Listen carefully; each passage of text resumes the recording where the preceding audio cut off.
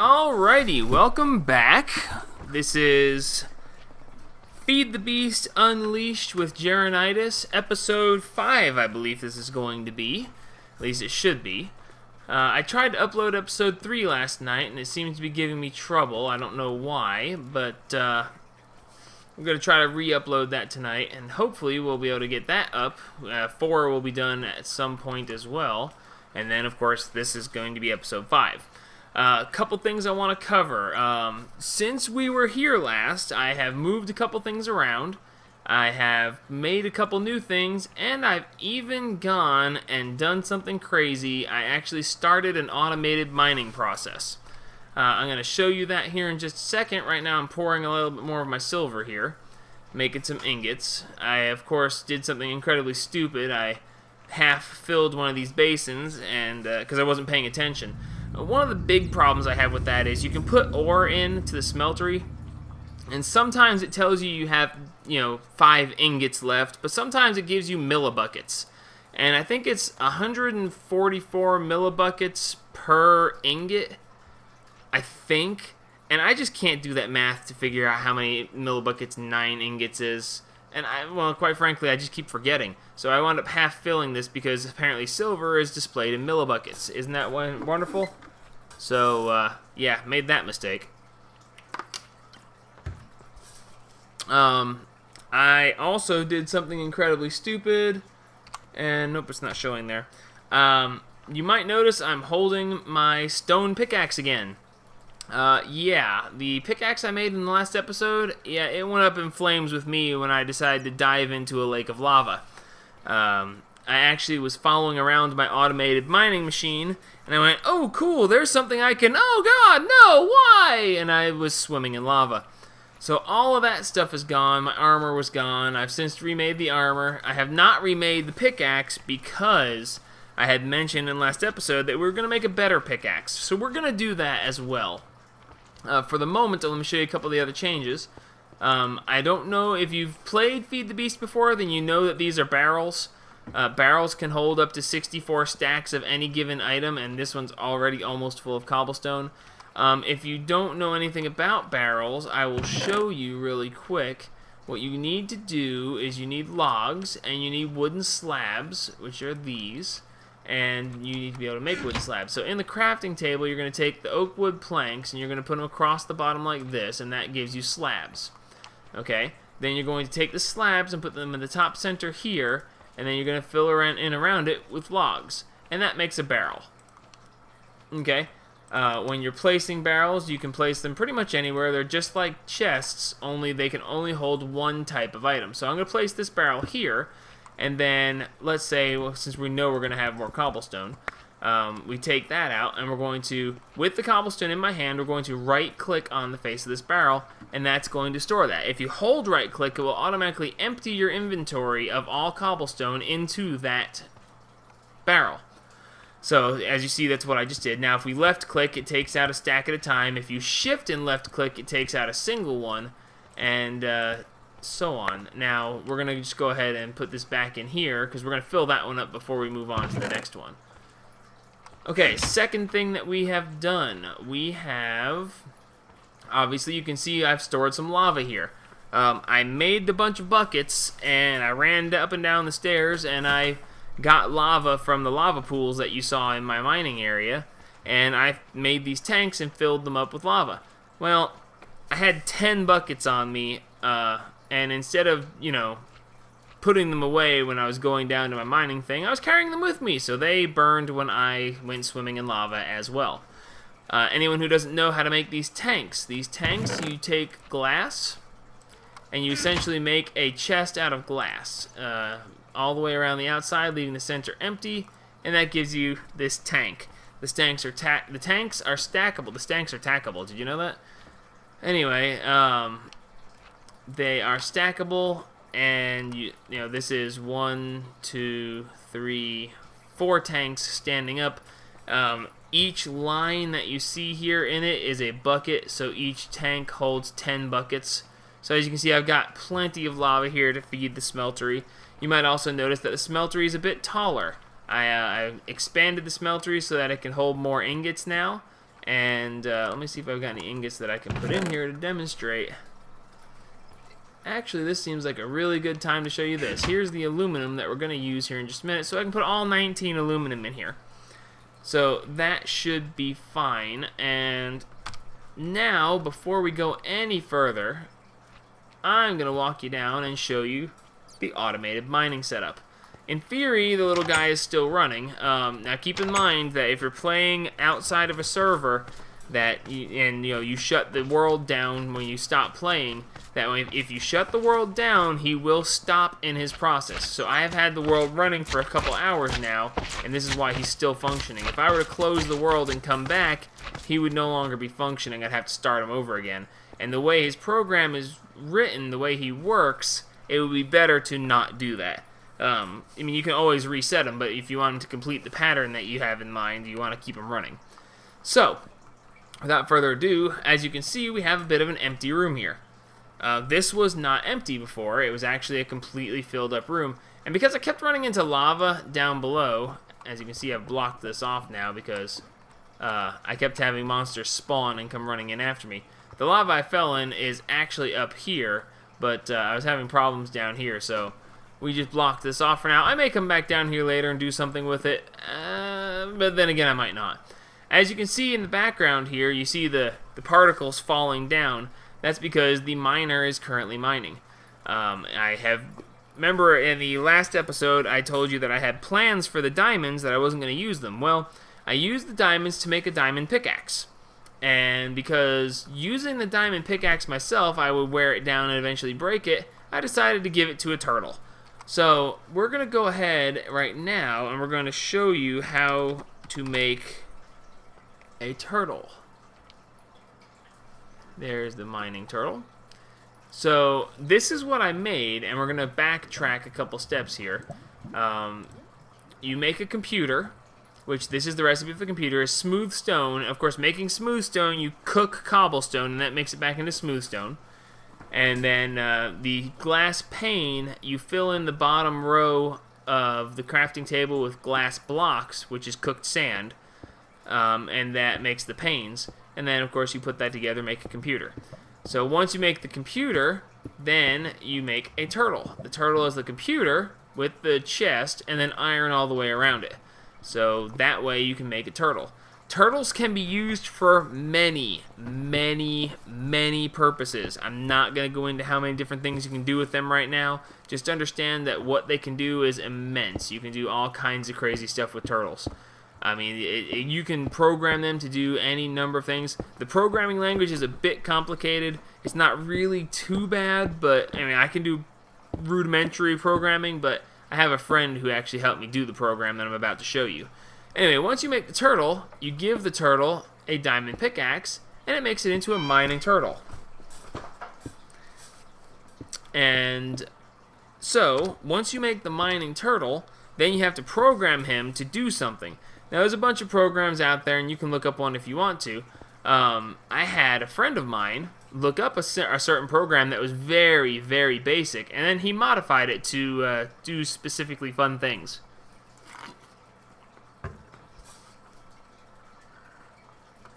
Alrighty, so, well, he actually just passed us by while I was talking. So, anyway, we're going to go catch up to this guy so you guys can see what he's up to. Now, I'm not going to interrupt him yet because he's only got 4 more lines to go. He has dug this entire section out fairly quickly. As you can see, he's fairly quick moving.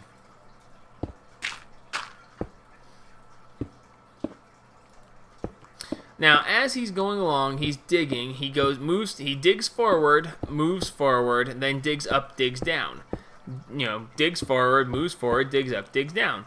And he is self-fueling. Remember earlier I said that I was going to use an automated system that would be using coal and would produce coal as well.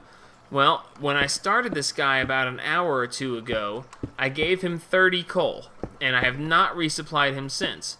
Now, if we wait a second here, and we're going to catch him when he moves, as you can see, he's got 60 coal on him right now. So he has actually found enough coal to resupply himself. So he digs through, and when he gets his inventory full, he recognizes that his inventory is full, and then, hey, get back here. He recognizes that his inventory is full, then he'll stop, he'll turn around, place one of these chests here behind him, empty his inventory into it. But before he empties his inventory, he will check to see if there's anything in his inventory that he can use. So if he has coal in his inventory, which actually I'll show you here in just a second. You know, I'm going to do it right now. Well, actually, nope. I actually took all the coal out. You can't take all of his coal out because he says, hey, I don't have any coal. Give me some coal. So, and that he'll stop and ask for coal, but that won't actually interrupt the program. He'll just sit there and wait for coal. So what I'm going to do now is I'm going to purposely fill his inventory and make him drop. Now, he just said, hey, I've got extra stuff in my inventory. You know, I don't have room to put anything else. So he literally just said, okay, we're going to empty things out. So now there was nothing in his inventory he could use, so he just dropped everything in here and went on with his life. So now I'm going to show you a little bit differently. We're going to access his inventory again, and if a creeper jumps down out of there and blows up while I'm trying to show you this, I'll just chalk it up as normal. Okay, so as you can see, he's got 59 coal. We're going to take half of that coal and we're going to spread it out, filling his inventory. Now he's going to say, hey, my inventory's full. So now he's got 49 coal. As you see, as he's scanning through, he's taking the coal from his inventory and putting it in his fuel slot. Now, the program has designated this to be his fuel slot. So he then refills any coal he finds, he puts back here. If he's full of coal and can't use it, he will then go ahead and put it in the chest. As you can see, there wasn't any excess because, well, I was causing there to not be any excess. Hey, where'd that go? Okay. So anyway, I'm going to go into how this program is written and how it works. No, I'm not, because I don't really know how it works exactly. I'm not that good with the programming language to be able to do what Max can do. Max is my friend who wrote the program. He's incredibly intelligent. He's a computer programmer by trade, so obviously you can tell why he'd be able to do this for me without having any troubles.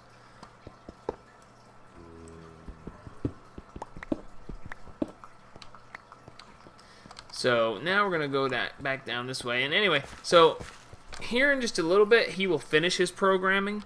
When he finishes his program, I will set him up and I will show you how the program works. I'll even show you how to get the program if you want to. The program is still in progress. Max is constantly making changes to it to try to improve it, make it better, make it more efficient.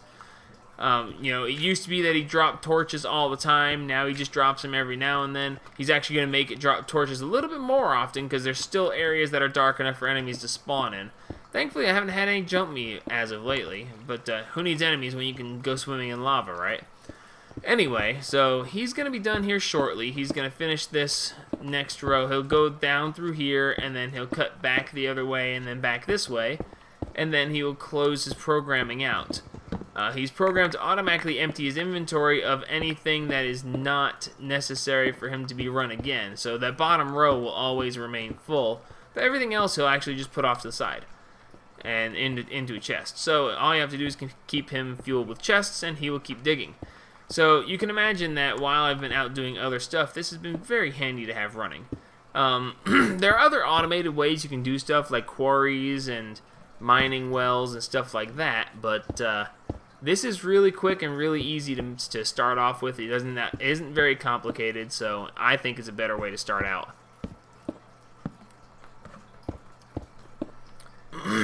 So there he goes, and we're going to go back upstairs for the moment.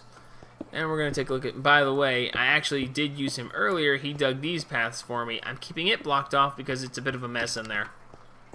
We've run into diamonds a couple times already, and that's been very handy. He will mine the diamonds. Now, the minus side to him mining the diamonds, if you can make a pickaxe that has fortune on it, fortune is an enchantment that makes it so you can get more than one item out of a single block. In this case, a single block of diamonds can yield 1 to 4 diamonds. I think it may be even more at the higher levels of fortune. You can't enchant the pickaxe that the turtle uses, so you just have to deal with what he gives you. Excuse me. So, over here, I decided to move my crops inside. When I went out to harvest once, I had several things try to blow me up, and I really am getting tired of being blown up. So I moved the crops inside, and I keep opening that door. I moved the crops inside. I killed a zombie at one point, and I got potatoes, which, as you can see in my hotbar, I now have cooked potatoes, and I am enjoying having those to eat. So let me empty out my cobble. That makes 64, and we still have more, so I'll have to start a second barrel. Which works out nicely considering that we just made another barrel. So we empty that in there, we right click there, that empties all my dirt, and we're gonna go back over here and we're gonna toss all of the ore, nope, not that, just the ore, in here. I'm keeping a couple of things out here. These don't work in the smeltery, so I'm keeping them over here, and that will be your monazite and your cinnabar. I don't know what particular use cinnabar is supposed to be. I know you can use it to make quicksilver, and I really don't know of any great use for quicksilver, so we're just going to leave that alone. We're going to move down here. Now, we're going to make a couple more molds. I want to make some really cool equipment through Tinker's Construct, and hopefully we'll get enough alumite together to be able to make some alumite tools. Now, you might have asked yourself, what's with the berries? Now, these are iron oreberry bushes. There are several different types of oreberries. Let's see.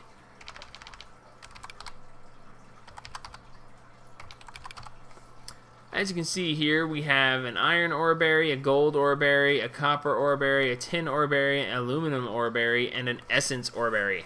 The essence oreberry tastes like creepers. I'd like to know who ate the creeper to find that out, because how do you know it tastes like creeper if you haven't eaten a creeper? So, the way that these berry bushes work, they need dark to grow, and the darker it is, the faster and the better that they grow. Each thing of berries that you get from them is essentially one nugget worth of ore. So, one thing of iron ore berries is one iron nuggets worth of stuff. So, as you can think, I mean, it's not a great supply of ore, but, you don't have to do anything but let them grow, right? And the ones that taste like creeper, they taste like creeper and they give you experience instead of ingots. Not ingots. Nuggets. So, I made this specific area right here to grow my oreberry bushes. The problem is that when you're in an area like this, and you're keeping it dark for the oreberry bushes to grow, well, that also means that monsters can spawn. So, wow, I got quite the crop here. So I've planted these here, and they're growing, and that's nice. Now, the fun part about this is that these actually damage you when you touch them. As you can see, I'm taking hit damage here. I'm not going to do that for very long, because I don't want to die! But the fun thing is that actually hits enemies as well.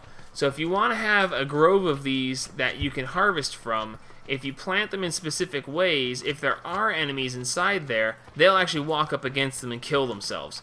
But that doesn't mean that you should not just, oh, let's just open it up and walk right in there. Because if there's a creeper standing right next to the door, he's not going to be hurt by the bushes, and when you walk in, it's good night. So, I'm using dirt here instead of a door because doors let light in. And when you let light in, the berries don't grow very well. So, that's that. Alright. I dug this area out here. We're going to use this area for a couple machines. I'm hoping to get to those at some point in this episode, but it may not be until next episode. Depends on how long we have to run. So, we said we were going to make a better pickaxe, and I am dedicated to that since I lost my other one. Yay for me. So we're going to look up alumite, because alumite is the next tier. I believe alumite is the best version of a pickaxe that you can make with Tinker's Construct before going to the Nether and mining stuff there. So molten alumite is made by melting alumite. Isn't that good to know? So we're going to switch over here. Now, the alloy smeltery, which is just the smeltery, you need molten obsidian, molten iron, and molten aluminum. So you need basically 32 millibuckets, 1 part obsidian, 1 part iron, and 2.5 parts molten aluminum. So you need more aluminum than you need iron and obsidian. So it's of course, it would have been nice if they had made it, 1 part, 3 parts, because then you'd never have any problems with having any left over. But yeah, they don't decide to do it that way. So we're gonna now we've got a bunch of aluminum already melted here as we put it in there, and we've got 38 ingots worth of aluminum.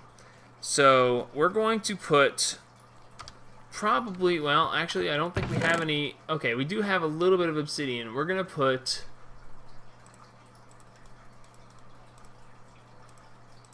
16 ingots worth of iron in here. And then we're going to take some obsidian. And we're going to put 9 blocks of obsidian. Now, each block of obsidian is, just like the others, it's worth 2 ingots worth. So, if we put in 16 ingots of iron, then we're going to want 8 obsidian. That way we wind up with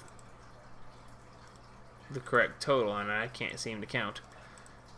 So we're going to add that in there, so that gives us what should be 8 ingots worth of obsidian, or 16 ingots worth of obsidian, 16 ingots worth of iron, and 38 ingots worth of aluminum. So this is going to take a while to melt, so we're just going to go over here in the meantime, and we're going to make some new patterns. Okay, we don't need the flint shard. Okay, so now that we have plenty of flint, we're going to... Oh. I'm going to try to put it in the wrong spot. Isn't that fun? Okay, so we're going to make a tough binding pattern, because we don't have one of those. At least I don't think we do. And we're going to make a broad shovel head pattern. And we're going to make a hammerhead pattern. And I think we also need a tough tool rod pattern. I don't think we made a tough tool rod. And we made a normal tool rod, I know.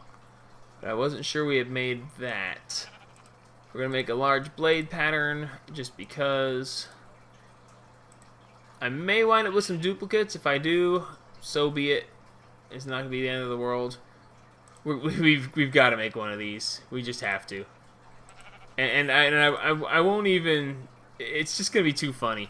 It's actually a frying pan weapon. We're gonna run around and hit enemies with a frying pan, and it's just gonna be too funny.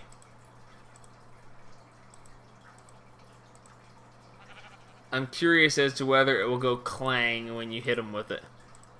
And what would be funny is if you took like a flint, because I could make a flint frying pan. And if you hit him with the flint frying pan and it goes clang, I would just have to laugh so hard.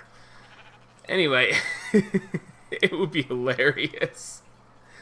Okay, we already made the sword blade. We already made that. Oh, did we just make the chisel? Did we make the chisel? I don't think we made the chisel. Let's make the chisel.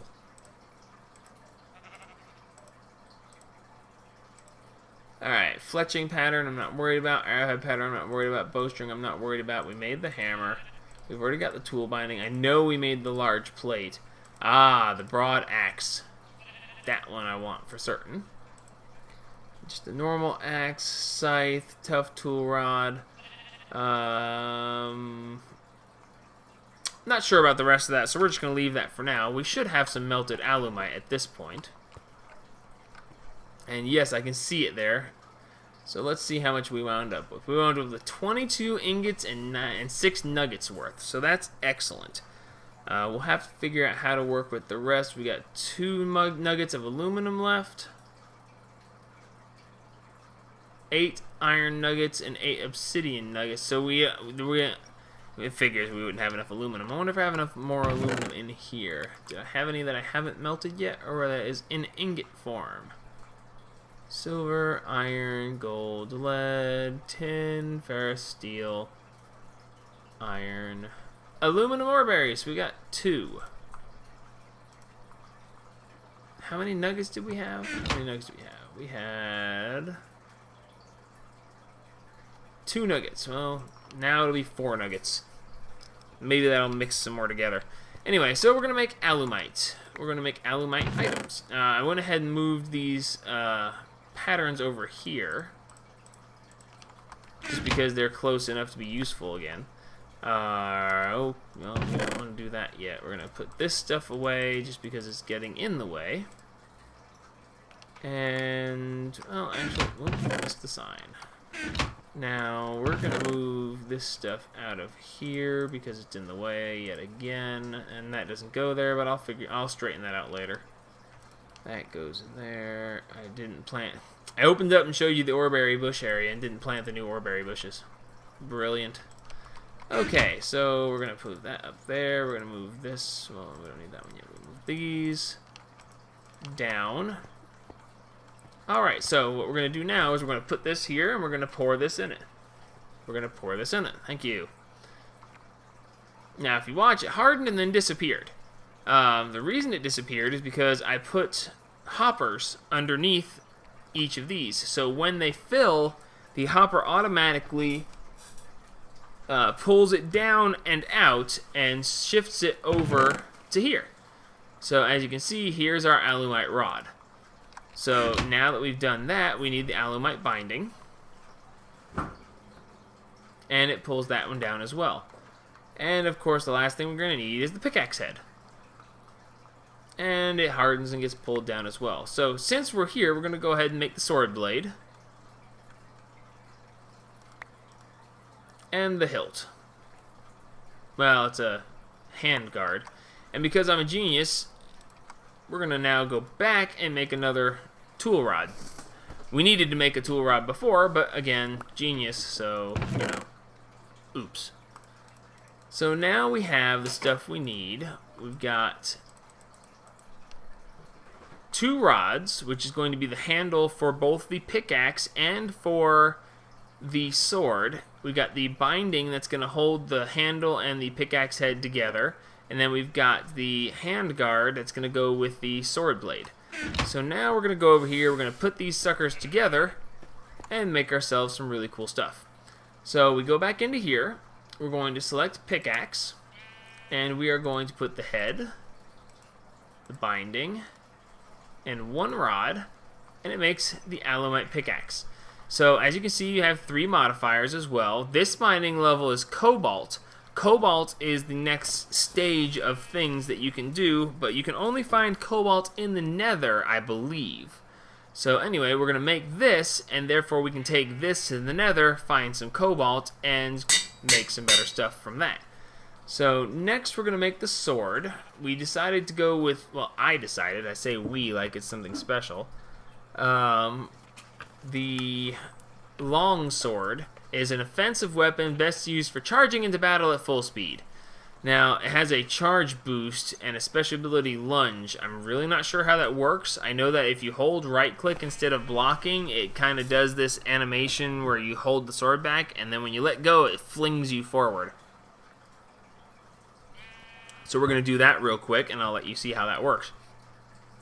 So as you can see, it shows you where you're supposed to put stuff. I don't know what this right here is for. I don't know why this space is here. It may be to enhance things in some way. I don't know. So, oh, I didn't name my pickaxe. Well, we're going to call this the Sword of Lesser Doom. And it's the Lesser Doom because, well, let's face it, there's better out there.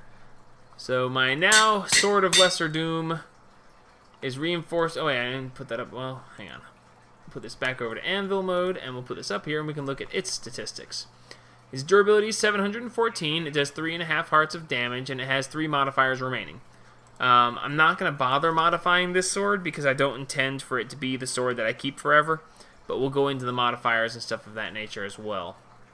So there we have it. We now have this cool stuff. Now I need to do something about all this extra crap I've got in the smeltery. We've got 18 ingots and 6 nuggets. Well, 18 ingots works good because that way I can do 2 blocks. So we'll let this pour for a second. Unfortunately, we're actually getting pretty close to the 30-minute mark. So we're going to deal with this, and when we come back next episode, we're going to make some other really cool tools. Okay, so we want 4 nuggets, and see, the problem we're going to have with this is all these little... I'm sorry, you can't come in. You have to burn to death.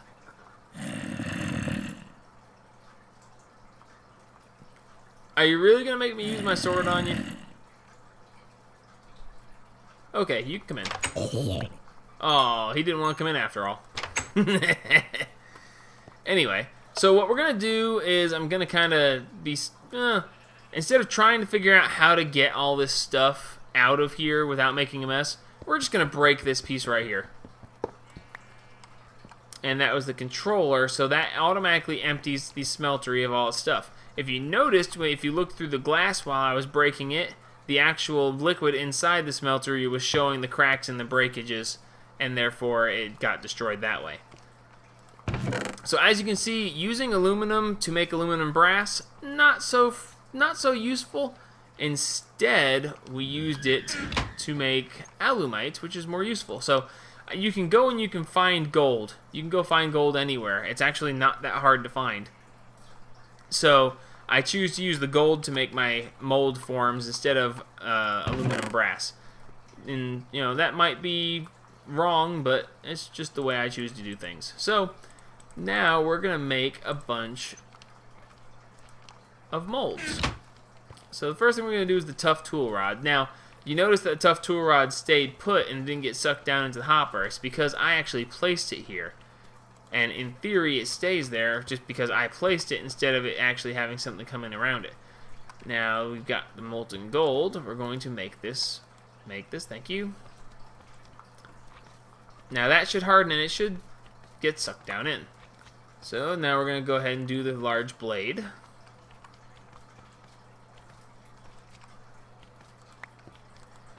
And the broad axe head. Now we're going to move this stuff off to the side so I don't make more than one of these, because I may say that gold is common enough, but that doesn't mean I want to waste any.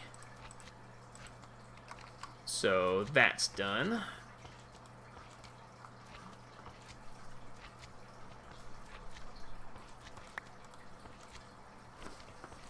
Now at some point I'm going to run out of gold, I think. I don't think I'll have enough to make all of these patterns, but... wow, it's like I knew. Alright, well, we're going to melt some more gold in there because I want to make the rest of these patterns.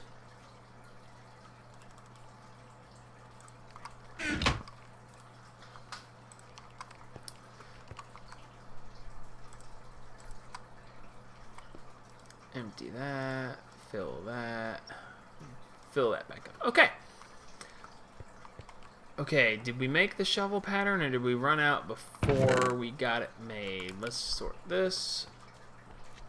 Okay, we did not make the shovel pattern. Okay, that's good.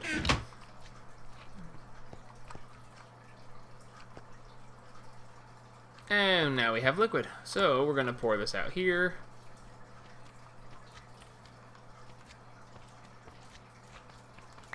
Okay, now then we got the hammer. Flint excavator head, broad shovel head. That's the same thing. I don't know why it's named differently all of a sudden, but it's the same thing. Okay, we did the hammer, we did the broad axe. Where's the... okay, there's the sign. I was about to say, did we lose the sign? Okay, so flint broadhead, broad shovel, large blade.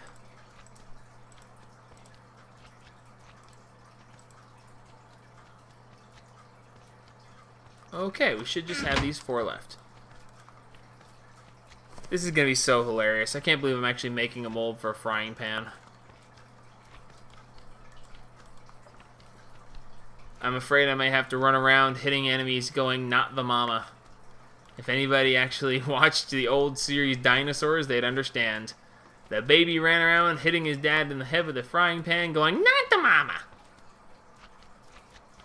Boy, I would say showing my age, but I'm not that daggum old, alright? I'm not. I'm not.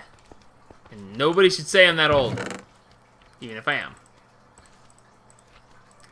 Alright, so that way we should have all of these patterns made. We should have 1, 2, 3, 4, 5, 6, 7, 8, 9, 10, 11, 12, 13, 14, 15, 16. We should have 16. We should have 17 patterns in total if we count the ingot. So let's go make sure, and inevitably we'll have one less, and therefore I'll be sitting there scratching my head going, now which one am I missing? 1, 2, 3, 4, 5, 6, 7, 8, 9, 10, 11, 12, 13, 14, 15, and 16 with that. So we are good to go. Unfortunately, we are well past where we need to stop at this point. So I'm going, oh wait, we need to walk down here. It may take a few extra minutes, but I'm going to walk down here because I told you guys I would. He should be long since done by now.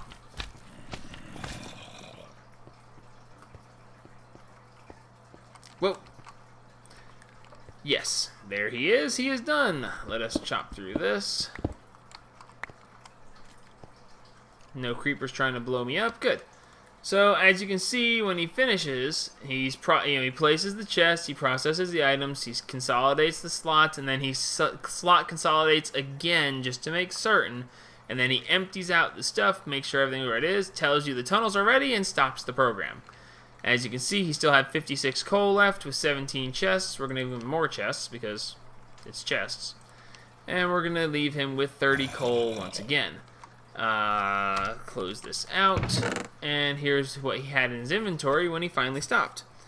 So we're going to have him...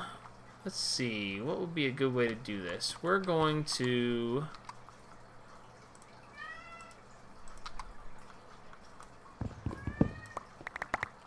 take all this. Alrighty, so we're going to back him up one. We're going to turn him right. And that should put him facing there. Now, for the sake of argument, we're going to do a small run. I'm going to clear the screen. I have, in honor of the man who modified the program, I have named it Max. So we start the program. Now, it shows you here where stuff goes. It can be done differently. Once we get into the nether and get some blaze rods, we're going to make some ender chests and some other stuff. And then we're going to make it so that we don't actually have to come check on him. He'll actually put the items where we can access them directly. As you can see, it says turtle bottom row inventory with regular chests. You want chests, torch 1, torch 2, and fuel, which is how we have it set up currently.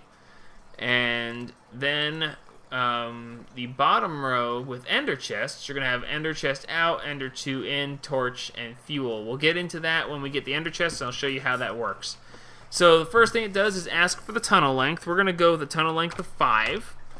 How many tunnels? That means, now tunnels is there and back. Okay, so it's tunnel out, turn 1, come back. So we're going to do 2 tunnels. No, we're going to do 3 tunnels. Now, how many rows to skip per cycle? That's actually going to be how many single lines to leave undisturbed in between each set of rows. We're going to go with 0 because we want to cut through all of it. Which way will the turtle go? Now, if I were to choose... If I were to hit 1, he would go left, and that would go into my stairwell. So we're going to hit 2 to make him go to the right. Now, tiers is how many up and down. We don't want to do... We're going to do 2 tiers. If you do 1 tier, he's just going to go out and back, and he's not going to carve up at all. So we're going to do 2 tiers, and that way he's going to move up some. Now, the tiers are going to go up or down. You can tell him to start at the top and work his way down, or you can start at the bottom and work his way up. We're going to go up since that's how we did previously, and I don't want it to look funny. Now, start point, dig up or down how many blocks. Now, if you want to, you can be on the surface and say, I want him digging at diamond level. And at the surface, you're at 64, and you want him digging down at diamond level. So here, you would start point, dig up and down how many blocks. You would put 45, but we're going to put 0. If you put 45, the next question it asks you is going to be up or down. But since we're not going up or down, we're just going to put 0. So are we using ender chests, yes or no? We're not going to be using ender chests at this point, so when we hit enter, he's starting to work. So he places a torch. Unfortunately, part of the thing that makes it in process is the fact that he actually places a torch and then digs that torch right back up. So that is an inconvenience, but that's, again, work in progress. So As you can see, he's dug out. He's come back. Now he comes over and he digs to the side. Now this would work fine, except I needed to move him in one before I started it.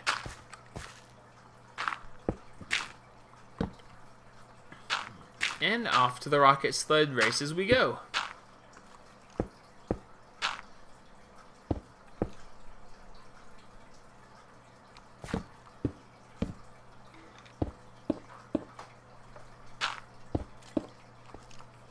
Alrighty, so he's going to dig this out. We're well past where we need to stop at this point, so I'm just going to stop now. When we get back in the next episode, first thing I will show you guys how to get this program if you desire it. Understand it's a work in progress, and there may be certain things that are going to change. You know, I don't know how often it's going to be updated. If there are updates to it, I will let you know. But for the moment, this is how it's going to be sitting. So that's it for this episode. We will come back next episode and do some more cool stuff. I'll show you new Tinker's Construct stuff. Whoa. Dadgummit, did he blow up my turtle? No, he didn't. Okay. And there we go. What a way to end an episode without getting my face blown off. Thank you, Creeper. And this is also why I tend to close things off. Alright, well, that's it for now. Hope you all have enjoyed. I hope it's been informative. We will teach you more about that turtle in a coming episode. Have a nice day. Goodbye.